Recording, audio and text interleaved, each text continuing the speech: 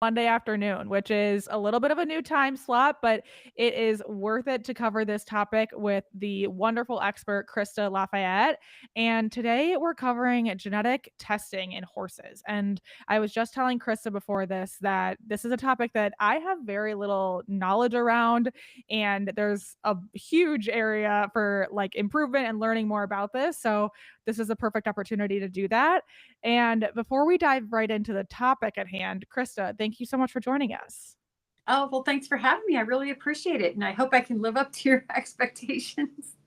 You absolutely will. You will exceed expectations you already have in just your knowledge base on this topic in your bio. Um, but before, like, kind of to get to know you better, before I dive into some member questions, we would love to just kind of learn about you, Krista. Where are you based? What's your background? How did you get into this? And kind of what brings you to where you are today? Oh boy, that's all you want to know. Okay. Um, so let's see. So again, my name is Christa Lafayette. I'm the CEO and founder of Etalon and Alpha Dog. We have dogs now too. We could talk about that at another time. And we are located smack dab in the middle of Silicon Valley. Our offices are out of Menlo Park, and we have a lab in Redwood City, which are, a stone throw apart. And how do I get into this? Well, my expertise is in biotechnology, so specifically around surgical and behavioral models of preclinical medicine, which basically means animal research. And I'm a horse person, and I'd like to do everything possible to reduce the number of animals used in the lab to discover things for human translation in medicine and for animals as well, right? And this company, long story short, is a way to do that. So years ago, I finally got my own horse. I was that person who, you know how you are. You hit the ground wanting horses. People kept buying me dolls. I'm like, what is the matter with you? We didn't have a whole lot of money, so we never had horses in my family. We didn't have land. We didn't have any of that stuff. And lo and behold, I spent all my time trying to climb over fences, crawl under doors, and whatnot to get to horses. I rode polo in college. I had like a couple of lessons as a kid. But then at some point in adulthood, I was able to finally get my own horses, which didn't make my husband super happy, but that's all right. When I did get them, because I needed, a 15-year-old well-broke gelding, I ended up buying an 8-year-old breeding stallion to start because I'm a horse person. What else can I say? And I bought 4 others after that. And the registry said, oh, you need to DNA test them. And I was like, that's so awesome because I'm a nerd and I love this. And I went to do it. It was a mess. I didn't know who to test what for. There was a handful of stuff out there you could choose from, a menu of things to test for. I didn't know what they meant. I didn't know what a goody was or what HYPP might do or whether or not I should test my horse for it. And I'm not exactly an idiot. So if I couldn't figure out how to do this, I'm not sure who can, right? How hard is this really? So I just went ahead. I tested all 5 of my horses with a bunch of different things. I spent way too much money, waited way too long for results. I think it was in excess of a couple of months, possibly as many as 3. And the results were odd. Out of the 5 stallions for one of the tests, um, 3 of them were questionable and 2 of them were just wrong.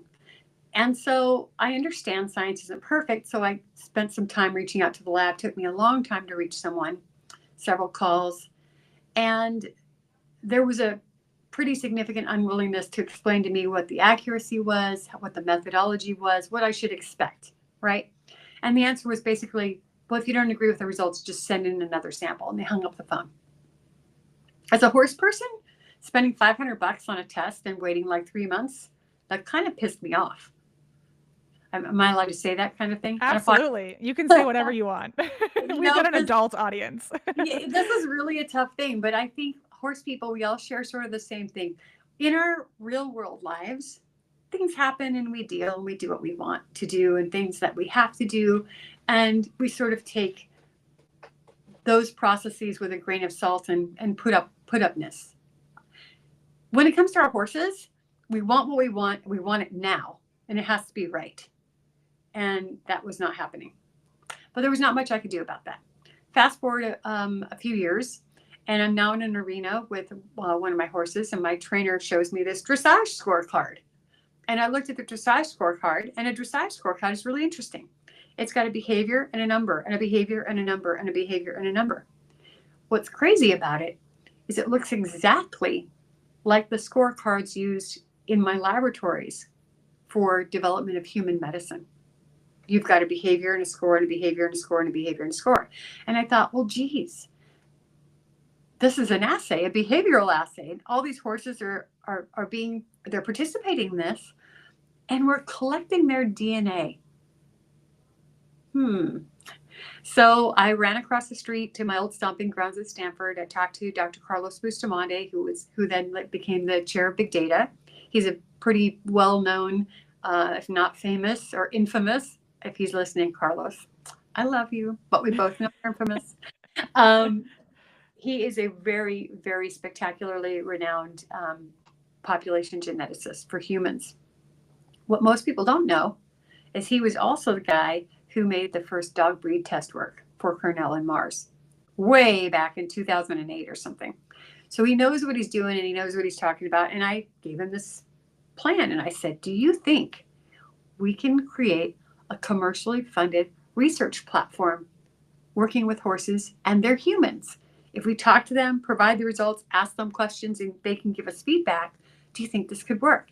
And he said, where do I sign? And he joined. And then he called a friend of his, Dr. Samantha Brooks. She was also originally at Cornell, and now I believe she's at University of Florida. And he told her what we were going to do. And she said, I'm in, let's do this. And that's how it started. And what we did was pretty non-traditional.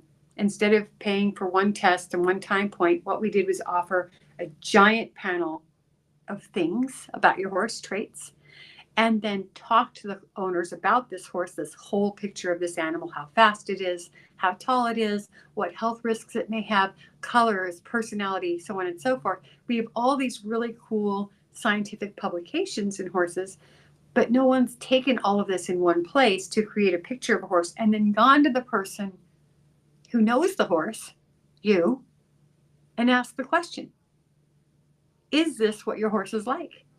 Does your horse have these traits? Is it bay with big white spots? Does it have a blue eye? Is it really tall? Is it really fast? Is it fussy? Does it have these health issues? Does it have a sway back? And the only way to find this out is to ask the people who know the horses. So that's what we did. And it works. Wow. It's such a cool story. And so when you say it works, like, what is the level of accuracy there? Like, when you're getting the results that it's bay with a blue eye or whatever, is it always accurate, or when it's not accurate, what have you found drives that? So the answer is two-part. Genetics, the way we run it is called sequencing. So what that means is you take the horse's DNA and you break it open and you look at the genetic code, like Jurassic Park, except not, because that's not real. And so the code is what the code is. So we can't change what we see in the code.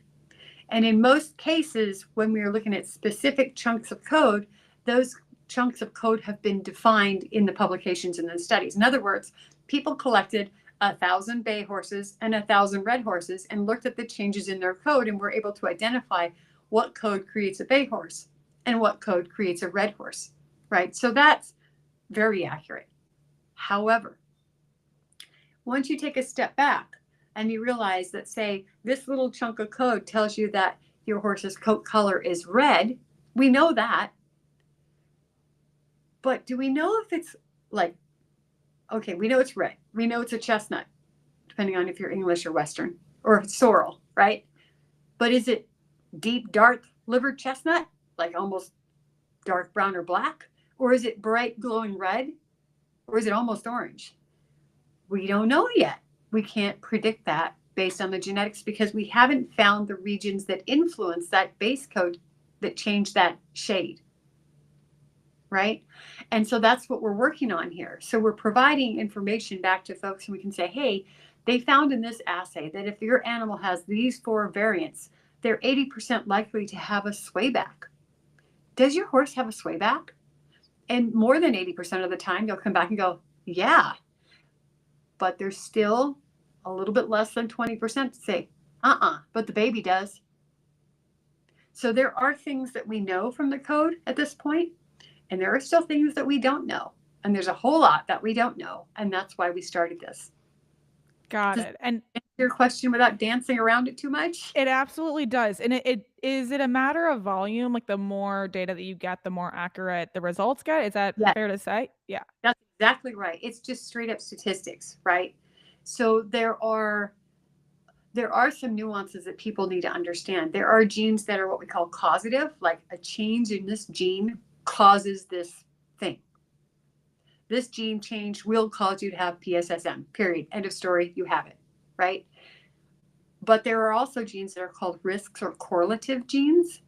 And these are things that are correlated with an occurrence. And what that means is there are lots of correlations in the world, and it's important to understand the difference between correlation and causation.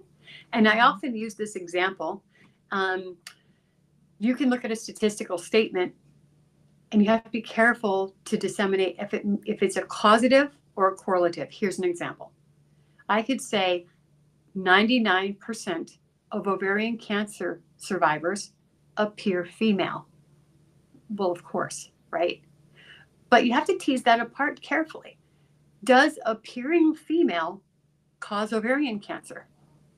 No, it's a correlative, right? And people will extrapolate information from this and they'll make assumptions. So if appearing female causes cancer, then trans dressing is going to be way less popular, right? And that's kind of ridiculous because then you leap to the conclusion that, oh, trans dressing causes cancer. No, Mhm. it doesn't. You can trans dress all you want. You're fine. You are not going to get ovarian cancer from doing that, right? And so you have to be very careful understanding causation versus correlation. And where genetics are concerned, there are a lot of correlatives. You have this genotype, and we found that in this genotype, because you have that, it is correlated with higher risk for West Nile virus symptoms. Does that make sense? It does. How, as the scientist, how do you determine when it is correlative versus causative? Correlation versus causation? It's really tough. So there's a combination of things. One is straight up numbers, right? If you see that these animals that have this base pair change all have PSSM type 1, and the computer models demonstrate that, okay, this change in this protein is likely to cause this type of effect, you can start to understand that this change in the base pair is a causative for PSSM.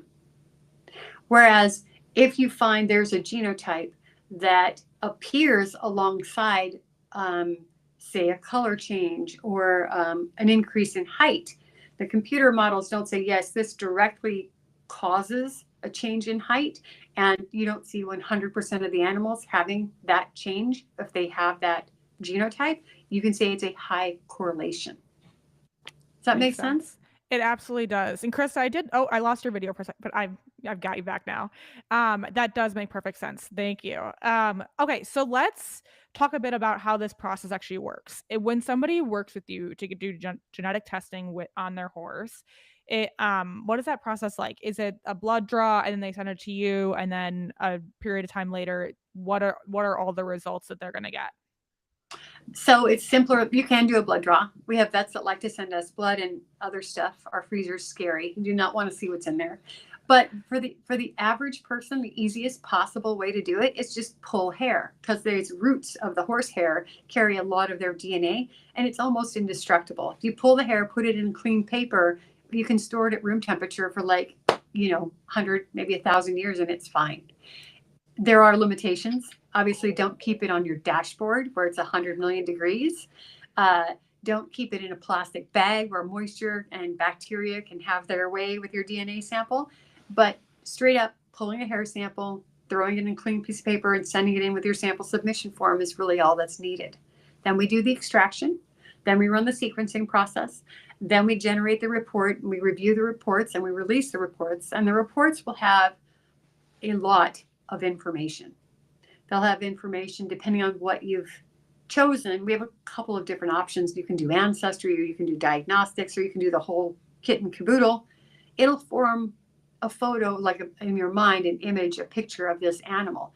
It will tell you whether or not the animal has sprint type muscle, myostatin insertion, right? If your animal has 2 copies of, say, sprint type insertion, it's going to be probably a little more compact, a little bigger musculature, a little faster 0 to 60, but maybe not as endurant in the long distance. If your animal has endurance type myostatin, it's going to be a little less muscular, a little more refined, maybe lankier looking, and won't be as fast 0 to 60, but can last and last and last. Say, most endurance horses are endurance type. In fact, I can't think of any top levels that we've tested that are sprint type. Conversely, most quarter horses, animals bred to go 0 to 60 very, very fast, are sprint type, right? It'll also illustrate things like increase in size or decrease in size, color of eyes, health disposition, risk for West Nile virus symptoms, risk for EHV, all kinds of things. Super, super interesting. So in your experience, are most of the people who are working with you, are they breeders, or is there real value for the average rider or horse owner to have this information? I think we have a pretty even split. We've got a lot of breeders because of like things like the Build a Horse application that takes your genetics and says, hey, you want to build a buckskin with blue eyes that's faster at 60, click build, and it will show you animals that you can cross to create this, right? There's also the find a horse. I want a Palomino show jumper. Okay, here's one, a used, pre-owned version on the ground, ready to be bought or leased. But trainers and competitors are using this more and more because they find that specific combinations of genes give them an advantage or a disadvantage in their chosen discipline. For example, if you are looking to do, cattle sorting, let's say, you don't necessarily want an 18-hand sprinter, which is a crazy combination that I can't imagine, but you don't want that. And you might have a gene or two for what we call the gait gene, which is actually a neurological disconnect, which causes them not to be able to do a proper 3-beat canter, but it makes their ride very smooth. So you might want a copy of the DMRT3 gait gene. You might want their temperament to be a specific temperament, maybe more curious than vigilant. You may want them to be a smaller size. Maybe you don't like a big, tall horse, right? And maybe where you live, EHV or fragile foal syndrome is a concern. Maybe you want to breed this horse, you want to be sure it's clear of fragile foal syndrome if your big stallion has that, or HYPP or whatever it is. So you can sort of build a profile of what it is you want and choose the attributes that best match you and the discipline that you're planning to ride in. And maybe you already have a horse and you're trying to decide, well, do I go for eventing or am I a better show jumper? There are actually algorithms that we are finding that the trainers say, hey, no, this is a better show jumper. No, this is a better eventer. And maybe you look at your percentage thoroughbred and that gives you a pretty big hint. So Yeah, there's a lot of information. it's really cool. It's putting some data behind something that we've just been deciding based off of like subjective information for Yeah. forever. So it's really cool. Uh so can you DNA test anything about your horse's temperament or how they might behave under saddle?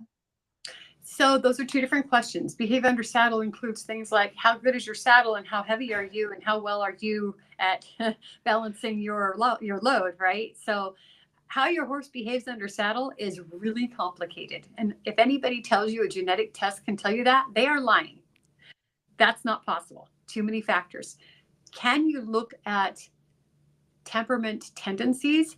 Yes.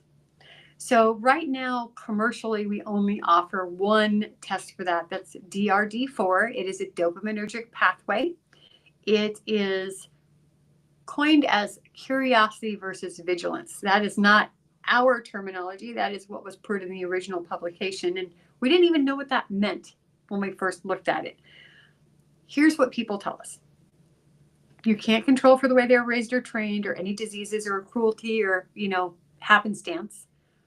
If you have 4 foals and they're all raised in the same environment by the same hands, And foal number 1 is homozygous or has 2 copies for curiosity type. That foal is going to be more nosy and up in your business and curious. They tend to be more amenable to change. They'll try new bits and new saddles. They will be the first to stick their nose out of the stall. But they can be a little bit ADHD. Like, okay, guys, that's really nice. Let's stay focused. We need to do this. On the opposite end of the spectrum, it's something called vigilance. We're like, what does that even mean? Vigilant horses are described to us as being aloof to aggressive. They are rules horses. They're extremely picky about their people and their surroundings. And if they don't like you, too bad. They are hyper focused. And when they believe in their trainer and their discipline, very, very good at what they do. Think of them sort of like if you had 2 dogs. Curiosity might be golden retriever, and vigilant might be shepherd or border collie. Neither one of them is bad. It's just different. And you need to kind of know what you need. Yeah. It's funny because I can actually like I can going through my head and like, all my horses that I've had, I can easily fit them in one of those 2 categories. It's like Yes, very clear. yes, Yeah. yes. And there's a middle also. So there are animals that have 1 copy of curiosity, 1 copy of vigilance. And they are often described as clever and passive aggressive. Now, what's really funny about this is when we test people's horses, and they have a lot of horses, and they're adults, and they buy horses over and over, and we ask them, tell me out of these 10 who your favorite horses are. Rank them, right? People choose the same genotype over and over, and they don't even know they're doing it. Wow. Yeah. Is it always which genotype? Is it like the middle one Depends or on, it depends on the person? depends on the person. Oh, So, okay. it turns out my genotype, I like the middle. I like the animal that's got 1 copy of curiosity and 1 copy of vigilance. And it's true. I don't like my horses to be all, oh, I love everybody and, busy, busy, busy. I like an animal that's interested in me and what we're doing and focused enough. But I also don't like a fire breathing dragon. Yeah. Now, my friend Katie loves a fire breathing dragon. I'm like, all right. Yeah. It's That's good. It's good that we like different things. Yeah, yeah, There's a rider for every horse. there is. It's absolutely true. I mean, I may love a horse that can jump 2 meters from a dead standstill, but I can't ride that horse. Let's be real, I'll die. Me too. Um, are there genetic markers that relate to things like stress response, trainability, or sensitivity? Yes, there are. There is one called Tractability, and we're thinking about releasing that. That's an early publication. Not early as in publication was done several years ago, but we're gathering data and asking clients, does this sound right about your horse? And the variant genotype, the genotypes there indicate whether a horse is more or less trainable. But again, that's really tough to tease out because it depends on who's got the horse, right? And so we're slowly asking those questions with people who have an established track record of, we have this barn with 25 horses. They're in the same discipline by the same riders. This one's super trainable. This one, we have to work really hard, right? And that's what we had to do with the temperament testing. So there are a few of those assays going on in the background and some things coming up. There are things about spook response, animals that are more or less spooky, animals that are more or less curious or vigilant, animals that are more or less trainable or not trainable, more difficult, and how those algorithms play in for, say, I don't know, a bucking horse or an eventing horse or a show jumper or a dressage horse. We suspect it's going to be different for each discipline and also different depending on the hands that hold the reins. Absolutely. Yeah, there's so many factors. It's like nature versus nurture. Absolutely. And all of that matters. All of that matters. Yeah. Yeah. What kind of health risks or diseases can genetic testing screen for? A ton. That is a whole nother ball of wax. So a lot of horse diseases are genetic. A lot of horse illness and predisposition and risk is also genetic. And how much of it, we don't yet know. There are, gosh, This test includes probably close to 200 different traits that we're looking at. Some of them are combination traits, require more than one gene, more than one location. But you can look at things like West Nile virus, fragile foal, PSSM, EHV. Um, gosh, it goes very deep and very far. Are people like, how often when you're sending these results are people really shocked by things? Shocked very rarely. Um, does it confirm or deny some things that they had suspicion of? Absolutely. That happens a lot. A couple of cases, here's an example. We've had a couple of cases, I believe they were quarter horse foals. They hit the ground and they were moving odd. Their gait was weird. And the vet comes out and says, oh, this is EPM. And they start treating them for EPM. And the client says, we're genetically testing, but the foal's being treated for EPM. And I'll look at their genetics and I'll say, did it come back positive for EPM? No, but its movement is odd. Well, the foal doesn't have EPM. The foal has 2 copies of DMRT3 for gait, which does happen in stock horses. So sometimes the parents are carriers. They each have 1 copy, and a trained eye could probably spot it. If they're really under saddle with a professional, you can see it. But they get together and they breed and they create a foal who has 2 copies. This foal moves like a gaited horse. It cannot canter, and it trots crazy, and it moves different than its parents. And so they go, oh, well, it's neurological, clearly. But it's not neurological. It's gated. Yeah, it's just genetic. Yeah. Stop giving that medication because it doesn't have EPM. It's It's a completely genetic thing. fine. Yeah, it's completely fine. You just have to find somebody who wanted that in their fall, and you're good. Yeah. And there are people looking for that. So Can genetic testing give insight into injury risk or how a horse might respond to certain kinds of physical stress? definitely, definitely. So there are things that we're looking at. We're sharing this information with vets and working on with racetracks and some competitive organizations. There are things that will increase your chances of, say, tendinopathy, things that will increase your chances for fracture, right? Fragility, things that in measured amounts are good and in plethora are bad. And I hate to keep saying fragile foal, but this is a really good example. So fragile foal syndrome, everybody knows about it just from when you breed 2 horses who carry it, you can have a foal that has it and they don't do well. They end up with lacerations and they end up being put down if they survive at all, right? And in most cases, fun fact, the pregnancy never comes to term. So it's not just a matter of foal health, but a matter of how much did you spend and wait for that baby that never happened, right? However, because fragile foal syndrome, like HERDA and some of these other Ehlers-Danlos syndrome type afflictions, causes increased tissue flexibility, there was a suspicion that fragile foal syndrome was very popular in the warm bloods because the animals that carry it may have a competitive advantage. There are now some papers that tend to agree with that. In other words, if you carry 1 copy of fragile foal syndrome, it is thought that you have increased flexibility and movement, greater shoulder freedom. You get better scores on your earlier exams and your dressage tests, and you are less likely to get injured because you have greater flexibility. Wow. So there are some advantages to having that, and there are some disadvantages to having that. And it's all about what is it you're doing and what do you need. Yeah.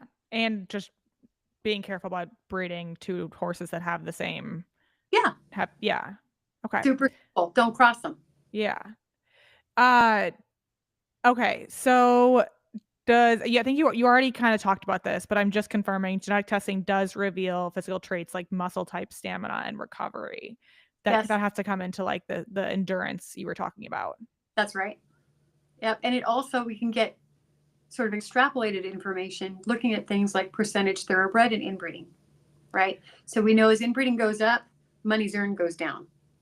So we may not understand what is happening when inbreeding numbers go up. In general, we understand it means there's overlap in genetic content and an increase in getting things that are bad because they're doubled up, right?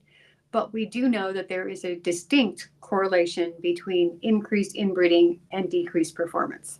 So what we'd like to do, and what we're using Build a Horse for, is if you have a male and a female that you're looking at breeding, try to choose males and females that will provide the traits that you want, the color, the speed, the height, and also reduce the inbreeding. And it does predict that. It's just math. Is there a percentage of inbreeding that is like standard and accepted versus like this is way too much? It's different by every breed and discipline. For Okay. example, quarter horses tend to have an average inbreeding somewhere around 6 to 8%. When you get into the line breeding higher end disciplines, things that have been going on for a while, Mhm. you'll start to see it creep towards 12%. Thoroughbreds tend to be between 18 and 22%. Arabians, sometimes north of 30. Wow. So it depends on who you are and what you're doing. But the trends are often determined by who's got popular sire effect and who's better at marketing. When everybody breeds to one stallion or one mother line or inbreeds too much to get a certain look, you start to refine the abilities of that horse, which is probably what you're going for, but you also start to double up on its inability to adjust. Yep, makes sense. In eventing and other disciplines, we hear a lot about blood percentage. Can you explain what that means and whether testing can accurately assess it? So they're talking about percent thoroughbred. How many genes, how much content, how much overlap do you have with a thoroughbred? And we actually developed Ancestry for that explicit purpose. I believe Dr. Brooks had a bet with an Irish sport horse rider who said, I bet you can't tell me what the actual percentage thoroughbred is in these sport horses. Yes, we can. No, you can't. Yes, we can. Well, yes, we can. But what we didn't expect and what happened with the ancestry was when we started to look at the genetic content of animals, how much you share with Arabians, how much you share with draft horses, how much you share with carriage horses, how much you share with thoroughbreds, you start to see a distinct algorithm for disciplines. So you can look at 3 warm bloods and with pretty good accuracy say this one's probably a dressage horse, this one's probably an eventer, and this one could be a show jumper by looking at their percentage thoroughbred, their percentage draft, their percentage Arabian. It's kind of startling. And they can be Wow. from the same 2 parents, those 3 horses. How does that happen? So genetic inheritance is random. So the easiest way to illustrate that, do you have any siblings? Yeah, too. Yeah, and you have the same parents? Yeah. So you're then exactly the same. Fair. Are you exactly No. the same? No. Why? Yeah, I guess, yeah, different outcomes. That's right, different outcomes. So each of your parents has a set of genetic content. And recombination events tell you that they will contribute certain traits to you.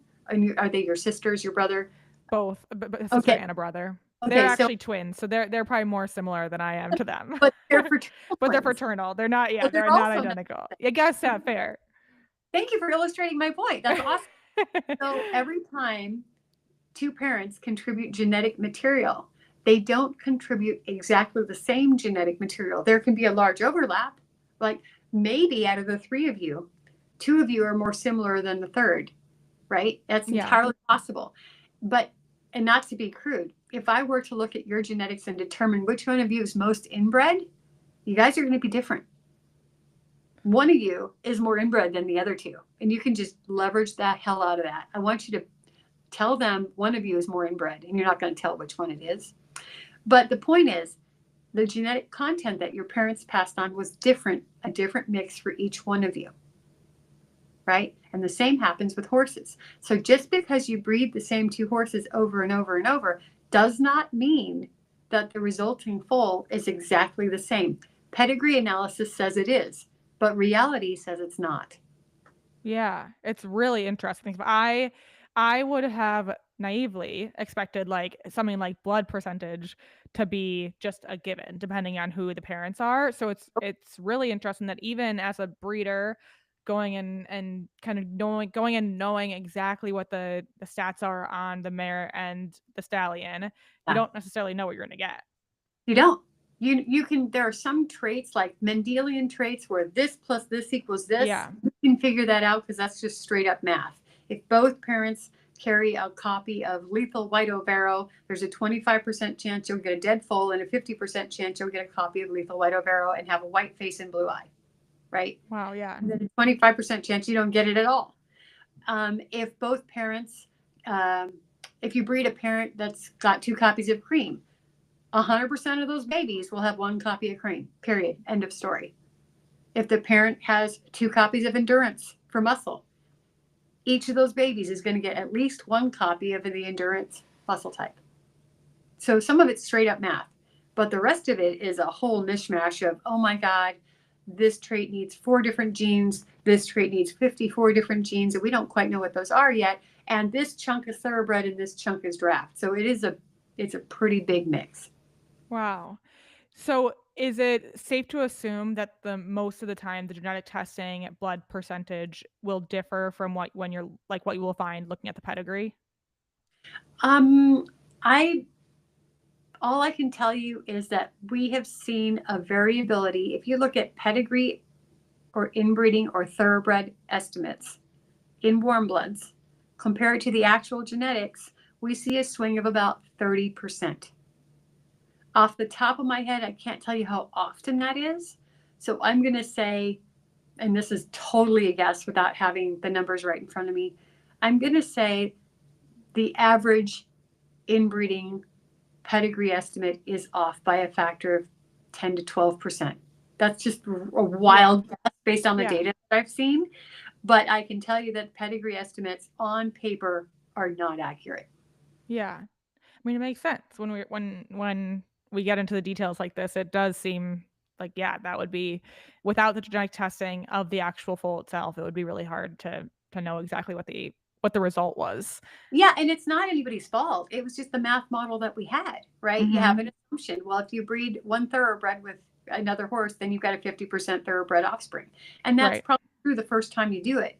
But then based on that, you would assume 25%, then 12% as you bred this animal on. But that's not necessarily what happens.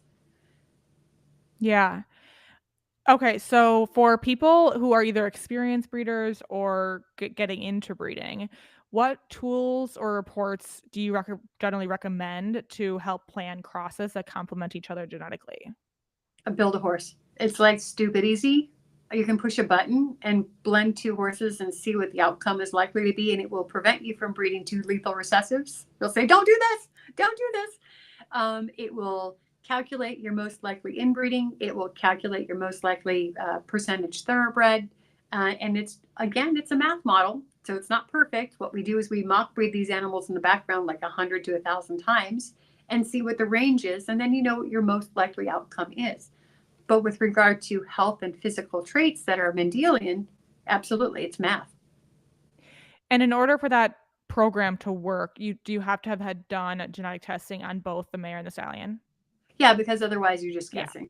Yeah. Yeah. Okay. Just But but you can and access not just your stuff, you can access other people's stuff. So you have the ability to turn your animal profiles on or off, either for just ancestry or diagnostics or both or nothing, right?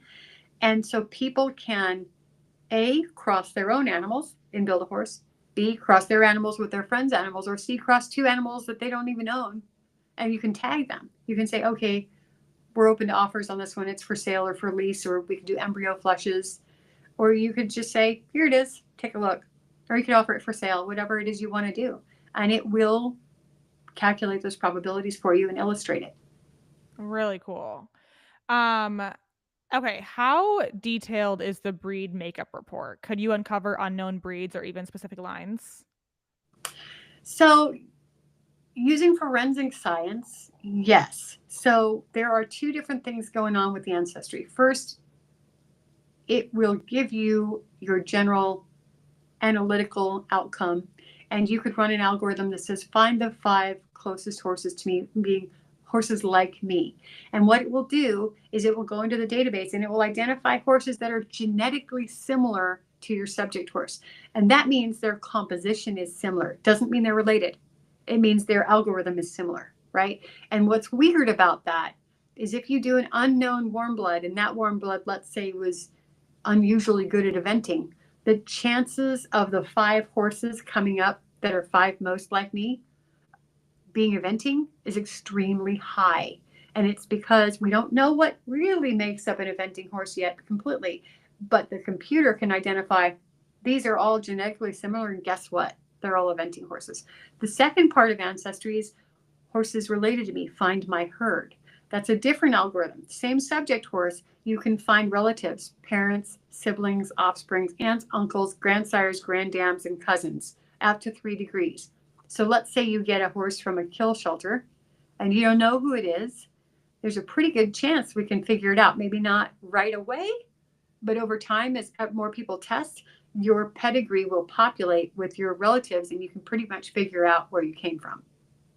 Does that answer your question? Absolutely. Yeah, it's like 23andMe where all people are finding when their parents or, like, their dad was, like, a sperm donor or something, and it's like, "Wow, I'm one of 100 kids Yeah, of this random guy." such a crazy story, right? That Yeah. was a doctor too, right? An IVF doctor? Yes. Yeah. Yeah, I think it's happened a couple times. I mean, 100 is definitely an exaggeration, but I've listened to, like, a podcast on one where, yeah, a guy found out he had, like, 30 kids, but he was just a normal guy who just, like, in his 20s was a sperm donor. No, Um, no, there's a case of a doctor. yes, yeah, Who I found know out I know the, like, yeah, that's a messed up one. Like, yeah, yeah, and that's yeah. hundreds. So it's like, holy Yes. moly. Yeah, no, we have not seen anything like that. But we have seen situations where there was an influencer who gave us her sample, and we were going to run Ancestry, and we're like, okay, it'll be fun, right? She had this horse. She thought it was a paint warm blood type cross. It's a pretty good jumper, and she has no idea where it came from. So we're like, all right, let's run this. We found the daddy, and the daddy was a Connemara. So of course it was a good jumper, Oh, right? yeah, Who knew? yeah. And when we saw this was like, what? No, we're all triple checking to make sure, because it looks like we set it up. We didn't. We absolutely did not know, and it was a shock. And it's happened a few times. We have been able to identify where animals came from, and then they went back and re-registered. It was all good. So her Oh, animal's now registered and showing, and she's super happy. And there are a few cases like that. that's super cool. I love Yeah. that. Um, okay, so how has the ancestry testing evolved in recent years for horses, and where do you see it heading? So one of the things that is difficult to talk about with ancestry and horses is lots of people like to say, well, I'm going to do a breed test. I'm going to find out what breed my horse is. The problem with horses, they're so inbred and they're so mixed up. If someone tells you that they can tell a Hanoverian from an Oldenburg on DNA, I don't know how they're doing that because we can't. There are statistically not enough differences between those two designations. Genetically, there are none, actually, that we can find. That same horse can be registered in both of those registries. And even if they were 2 separate warm blood registries, statistically, there would not be enough living warm bloods to test to delineate between Hanoverian and Oldenburg. They're too Wow. close. There's too much overlap, right? Can we look at the genetics of a horse and say with pretty good certainty, this is a Mustang, this is a quarter horse, and this is a Lusitano? Yes. Can we tell you, is this an Arabian versus a thoroughbred or a warm blood? Yes. Can I tell you for sure that this is a quarter horse? Maybe. Some quarter horses? Yes, for sure, because we'll look at the horses like me, they all come up as quarter horses. And like I said, weirdly, they'll come up the same discipline. But can I tell you that this is a breed test? I would not do that because breed is a label created by people, right? There's a buckskin registry. Is that a breed? Right? And the same is true for some dogs. Some dogs are inbred enough and have specifically isolated genetic content that you can tell that it is that particular breed. But today, with dogs, as with horses, people are designer breeding. They're crossing different lines in different breeds to create this animal that does this thing that they want it to do. So it's not a breed test. It's a suitability test. What can your animal do? How healthy is it? Is it the right animal for you? And where did it come from and where is it going? That's That what we're makes doing. Yeah, that makes perfect sense. And I think that's a perfect segue into the next question, which I think that would be one of them. But what are some other myths or misunderstandings people have about equine genetics? People think that the traditional method of parentage, the 13 or 17 STRs, would be sufficient to do a breed test or sufficient to find relatives and is an absolute tell of whether or not you're a parent or an offspring. It's not. It's a pretty good likelihood, but there are problems with that science. It is really old. Around here, we call it O.J. Simpson technology.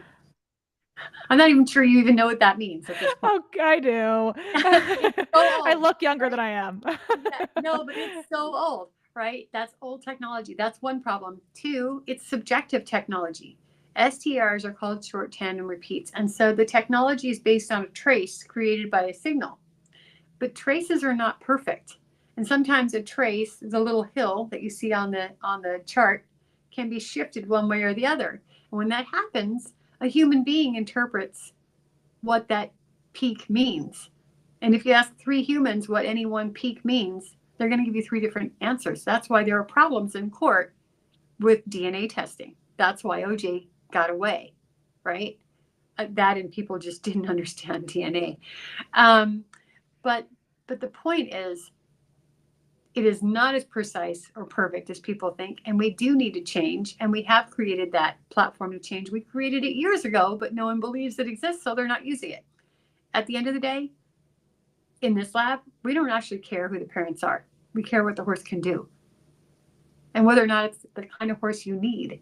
And if Yeah. it's not, there's somebody for it, right? So that's what we're going with. So the myth is that the old traditional parentage is super powerful. It's not.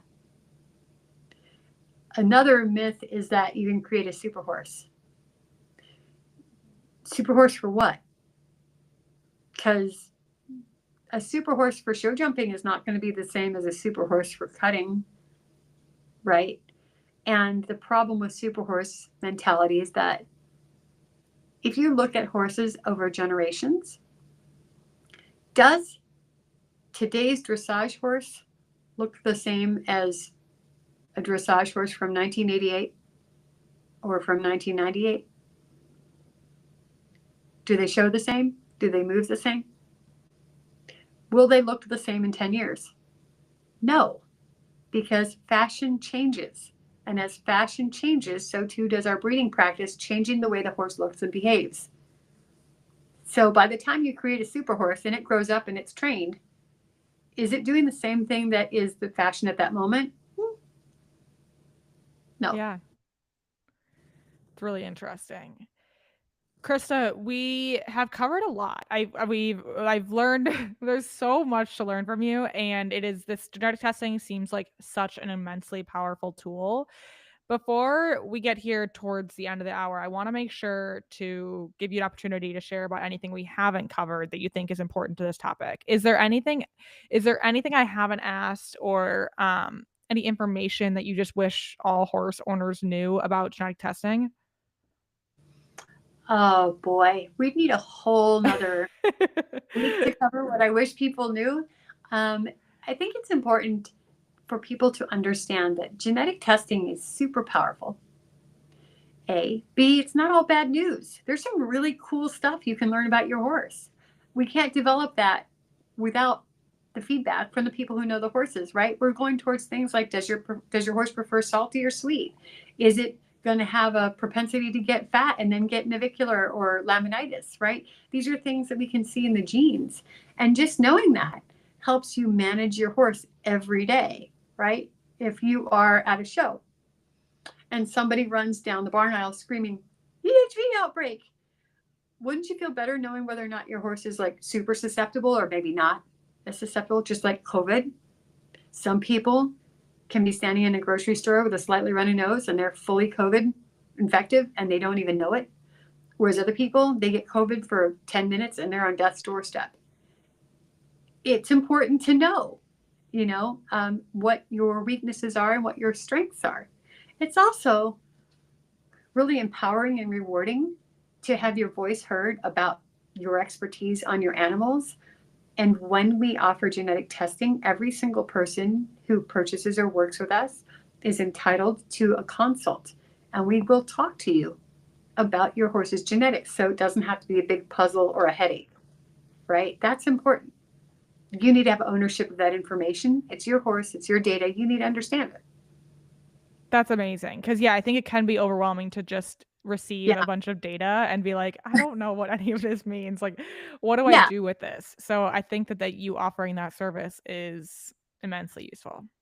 Well, and it's kind of selfish. We want to talk to you. Like, we Yeah. actually want to see pictures of your horse. We actually want to talk to you about it. And we want to share the discoveries. And when we do share discoveries, we literally share them. If you look at our publications, you'll not only see the people with the letters, the PhDs and the MDs on the publications, you will see the horse owners who said, hey, there's something going on here. And we were like, oh, crap, you're right. And then we do the publication, and with their permission, they're included. Why not? Yeah. I love that. So, Krista, you mentioned at the beginning of the hour that part of the reason for you getting into all of this is to help the world move away from animal testing. Yeah. How can genetic testing, like how can testing in this way help with that? I that's a topic that I would love to learn more about, and ways that we Yeah. can as like consumers support moving away from animal testing or eliminating it. Kind of, yeah, how do you foresee that happening? So the interesting thing about the horse as a companion animal is it lives uniquely. Its living conditions are uniquely suited to laboratory testing. And I know that sounds terrible, but I'm going to explain it. Horses are largely kept in little boxes side by side, day in and day out, where they're fed the same things by the same people, and their movements and behaviors are scored. That's exactly what happens in the laboratory. It's exactly the same.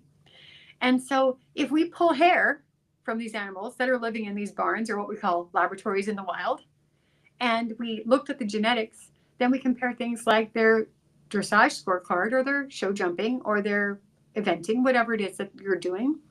And we talk to the vet and the client, the person who owns the horse. We're going to learn things like, hey, this whole line has clubfoot.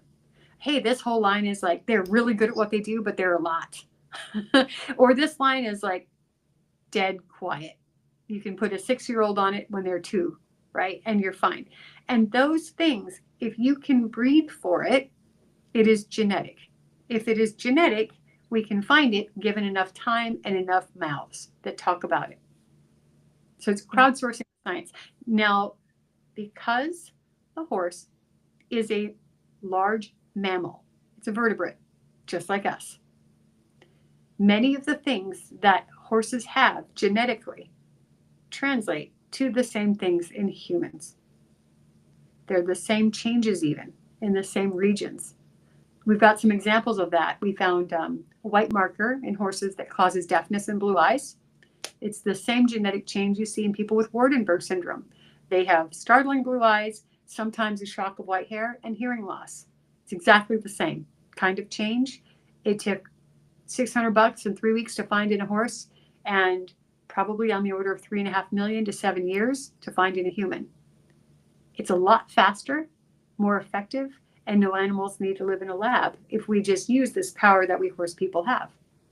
Wow. Yeah. Well, really cool. I think a lot of people are going to be inspired to genetic test their horse after this conversation, and I encourage people to do that and report back on the results. I would love to hear more about that. Krista, how do people get in touch with you? How do they work with you? What are the next steps on if they want to go about getting their horse genetically tested? Super easy. They can just go to the website, etalondx.com. That's Etalon, D as in dog, X as in X-ray.com. Or they can go to Alpha Dog DNA if they want to do their whole pack on top of their herd. And it will be the same thing. You will choose your package I always recommend that you do ancestry and diagnostics, which is the pro ancestry, because without fail, people do one and then they immediately want to do the other one. Okay, so it's cheaper and faster to do it all together. And then when you get your results at the end of about a week, I think our turnaround is 4 to 10 business days. So it's really fast clinical time. Ask for your consult. We'll reach out to you and ask you if you want one, but take advantage of it and talk to us about your animal, and we'll walk you through the report and what it means, and you'll understand how to use it. You'll see things that you already knew, things you definitely didn't know, and things you suspected. Amazing. Super, super cool. I love what you're doing. And I think it's definitely just like the future of working with horses is moving towards like more of science, which I think is important. So, thank you so much, Christa. And thank you for sharing your expertise with us today and everyone for submitting questions. We always appreciate it. This was a really interesting hour, an interesting topic. And I hope everyone has a wonderful week. Thank you so much for having me. And anytime you all want to talk about other stuff, I'm certainly willing. Cloning, editing, all that craziness, we're game. Let's do it. Oh my gosh, we're gonna get into it. I love that. We've just opened a whole can of worms. So stay Yeah. tuned, everyone. We will cover all those topics. Thank you so much, Christa, and we'll talk to you guys next week. Bye, guys. Take care. Bye.